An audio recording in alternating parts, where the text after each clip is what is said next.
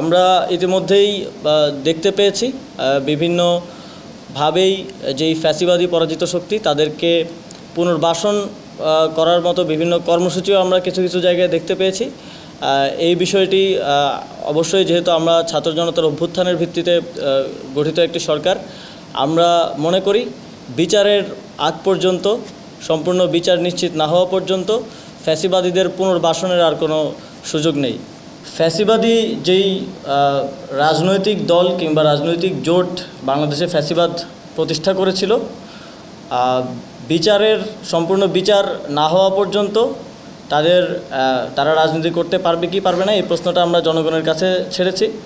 তবে আমরা মনে করি যে কোনো পাবলিক প্রোগ্রাম করার ক্ষেত্রে এই বিষয়ে সরকারের পক্ষ থেকে আমরা ভাবছি সেটাকে কিভাবে বাস্তবায়ন করা হবে সেটা এখনও সুনির্দিষ্টভাবে আলোচনা হয়নি।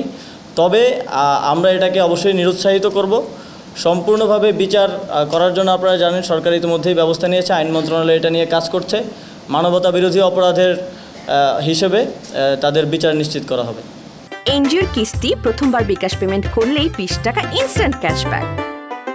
দলের বিচারের ব্যাপারে কোনো সিদ্ধান্ত হয়নি এবং বিচারের যে বিষয়টা সেটা আইন মন্ত্রণালয় দেখছে। আইন মন্ত্রণালয় খুব দ্রুতই একটা সুস্পষ্ট একটা রূপরেখা যে বিচারটা কিভাবে হবে সেটা সবার সামনে উত্থাপন করবে।